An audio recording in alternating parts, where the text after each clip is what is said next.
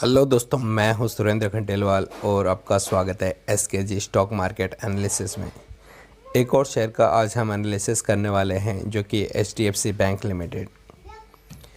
HDFC bank limited की पहले कुछ इन्फॉर्मेशन देख लेते हैं। HDFC bank limited is an Indian banking and financial service company.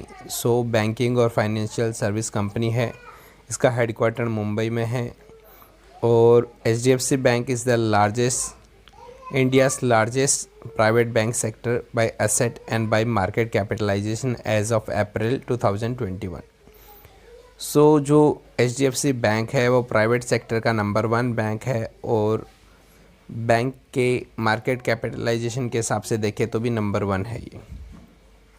It is the third largest market company by market capitalization on the Indian stock exchange. इसके capitalization के हिसाब से देखें तो पूरे जो स्टॉक मार्केट में उसमें इसका 3rd नंबर आता है।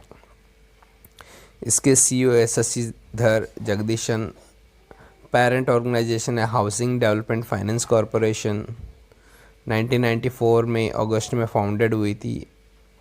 इसके नंबर ऑफ एम्प्लॉयज़ है 1,23,473 और रेवेन्यू है 1.56 लाख करोड़ का।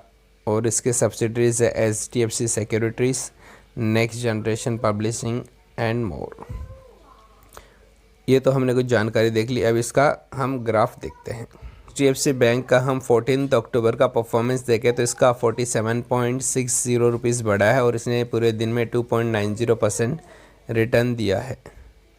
देन अगर हम 5 डेज़ का परफॉर्मेंस देखें तो 5 डेज़ बिफोर अगर देखते हैं तो ये 1611 की वैल्यू पे अवेलेबल था और इसने 5 डेज़ में 4.68% का रिटर्न दिया और ये 75 रुपीज़ बढ़ा है।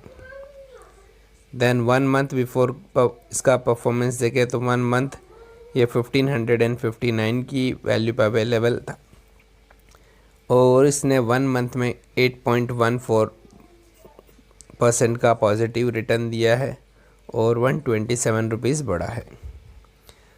देन अगर हम इसका 6 मंथ का परफॉर्मेंस देखें तो 6 मंथ बिफोर ये 1428 के प्राइस पे अवेलेबल था और इसने 6 मंथ में 18% का रिटर्न दिया और ये 258 रुपीज़ बढ़ा है वहाँ से। देन अगर हम इसका 5 ईयर का परफॉर्मेंस देखें तो 5 ईयर बिफोर ये 635 रुपीज़ पे अवेलेबल था 2016 में। वहाँ से 5 ईयर में इसने काफ़ी अच्छा रिटर्न दिया है, 165% का रिटर्न दिया है और इसका प्राइस 1051 रुपीज़ से वहाँ से बढ़ा है। और इसका अगर हम मैक्स परफॉर्मेंस देखें 1999 में ये 6 रुपीज़ का था शेयर। 1999 से अगर हम अब तक देखें तो इसने 30,461% का रिटर्न दिया है और इसका प्राइस 1681 रुपीज़ से बढ़ चुका है।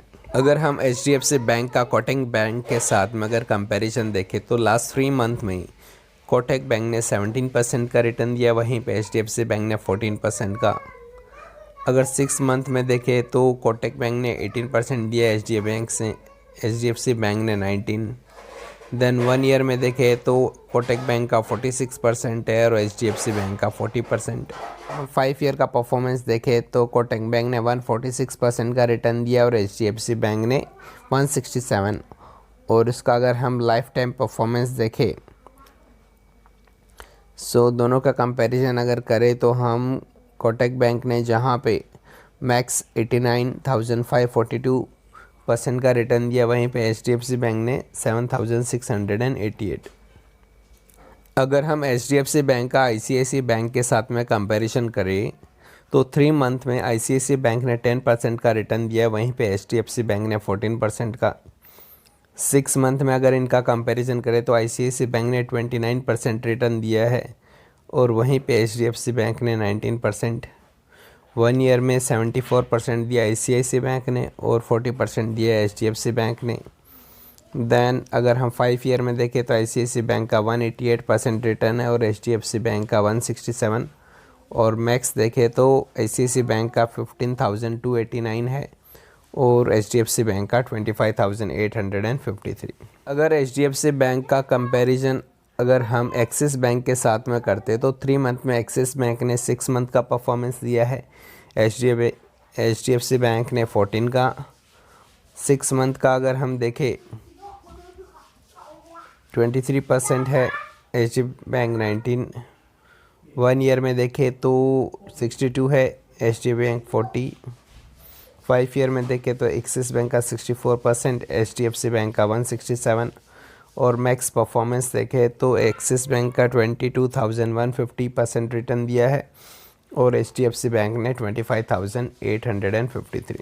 बैंक के साथ में कंपैरिजन करें तो अगर SBI बैंक के साथ में अगर हम HDFC बैंक का कंपैरिजन करते हैं तो SBI ने जहां पे 3 मंथ में 14% का रिटर्न दिया है, वहीं पे HDFC बैंक ने भी 14% का ही रिटर्न दिया है। 6 मंथ में देखें तो SBI ने 47% रिटर्न दिया है, HDFC बैंक ने 19। 1 ईयर में देखें तो SBI ने 139% रिटर्न दिया है और वहीं पे HDFC बैंक ने 40%। अगर हम 5 ईयर का परफॉर्मेंस देखें तो SBI का 89% है, वहीं पे HDFC बैंक का 167% रिटर्न है। और अगर हम मैक्स परफॉर्मेंस देखें तो HDFC बैंक का 25,853% रिटर्न है, वहीं पे SBI का 2,707% रिटर्न है। सो अभी कुछ और जानकारी हम देख लेते हैं। सो जो HDFC बैंक है उसका मार्केट कैप है 9,34,390 करोड़ का, करंट प्राइस 1687, 52 वीक हाई है 1690 एंड लो है 1173। स्टॉक का पी वैल्यू है 29, बुक वैल्यू है 368, डिविडेंड यील्ड है इसका 0.39, ROC है 6.22, ROE है 16.6 और फेस वैल्यू है 1। अगर कंपनीज के हम प्रोस देखें तो company has delivered a good profit growth of 20.40% CAGR over last 5 year. तो 5 सालों में कंपनी ने 20% की रेट से ग्रोथ किया है, जो कि काफ़ी अच्छी बात है। Then company's median sale growth is 17.31% of last 10 years. So last 10 years में जो कंपनी का सेल्स है ग्रोथ रेट वो भी काफ़ी अच्छा है, 17% का है। कौन सा अगर हम देखें तो है कि stock is trading at 4.59 times its book value, stock थोड़ा महंगा हुआ है। Then company has low interest coverage ratio. फिर है कि कॉन्टेंजेंट लाइबिलिटीज़ ऑफ है 10,15,845 करोड़ का। Company might be capitalizing the interest cost और earning include and other income of 27,418 crore. और कुछ कंपैरिजन कर लेते हैं। So HDFC bank, ICICI bank, Kotak और एक्सिस इंडस, अगर इनका हम पी देखें तो 29 है, ICICI का 25 है, कोटक का 40 है, एक्सिस का 29। देन मार्केट कैपिटलाइजेशन देखें तो वहीं पे HDFC बैंक का 9,34,389 है, ICICI का 5,04,406, कोटक का 4 लाख का है, एक्सिस बैंक का 2,45,000 और इंडस बैंक का देखेंगे तो 93,000। देन डिविडेंड यील्ड भी 0.39% है HDFC का, ICICI का 0.27, कोटक का 0.04, एक्सिस 0, इंडसइंड बैंक 0.4। NP देखे इस क्वार्टर का तो 77,729 करोड़ है। देन ICICI का 4,747, देन कोटक बैंक का 1,806, एक्सिस का है 2,356 करोड़। अगर प्रॉफिट देखे वेरिएबल तो HDFC बैंक 16% प्रॉफिट हुआ है, ICICI का 52, कोटक का नेगेटिव, एक्सिस बैंक का 114 और इंडसइंड बैंक का देखोगे तो 99। वैसे ही ये क्वार्टर का सेल्स देखेंगे तो HDFC बैंक का 30,482 करोड़ का है, ICICI बैंक का 23,097, कोटक का 8,042, एक्सिस का 16,000 और इंडसइंड का है 7,574। अगर ROC वैल्यू देखिए HDFC बैंक का तो 6.22 है, ICICI बैंक का 5.73, कोटक का है 6.49, एक्सिस का है 4.89। देन अगर कंपनी का हम रेवेन्यू भी देखें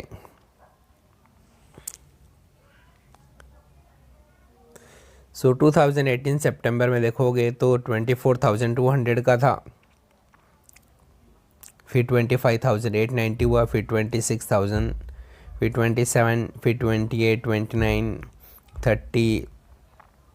सो रेवेन्यू कंपनी का कंटिन्यूसली बढ़ रहा है। देखोगे तो करंट जो क्वार्टर था उसमें 30,483 करोड़ का था।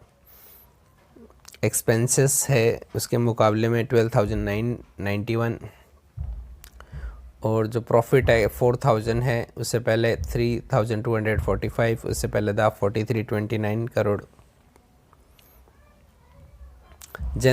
अगर नेट प्रॉफिट देखें हम कंपनी का, सो ये जो लास्ट क्वार्टर था उसमें 7,730 करोड़ का था, उससे पहले 8,187, उससे पहले 8,758, फिर 7,006। तो कंपनी का प्रॉफिट भी धीरे धीरे बढ़ रहा है।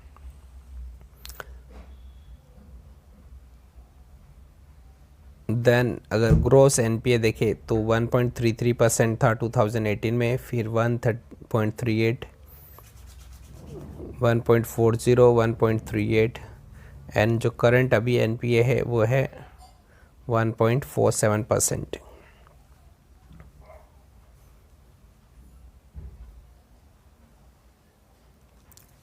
देन कुछ और इन्फॉर्मेशन देख लेते हैं। कंपाउंडेड सेल्स ग्रोथ है 10 ईयर्स का 20% है, 5 ईयर में 15% और 3 ईयर्स में 15।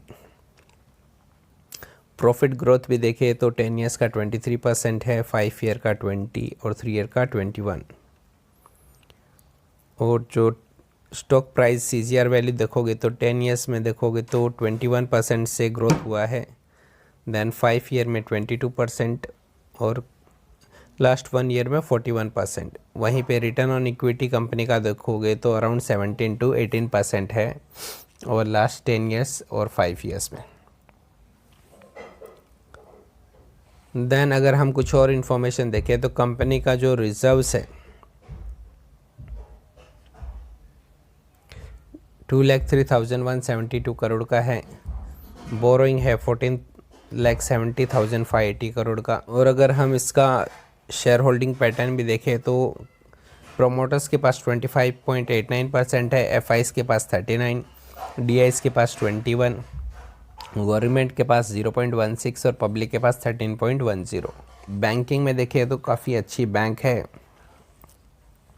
प्राइवेट सेक्टर की नंबर 1 बैंक है, और अगर न्यू इन्वेस्टर को इन्वेस्ट करना चाहे तो इसमें जा सकता है, और करंट इन्वेस्टर भी कंटिन्यू रह सकते हैं। धन्यवाद। ऐसी जानकारी के लिए आप हमारे चैनल से जुड़े रहें।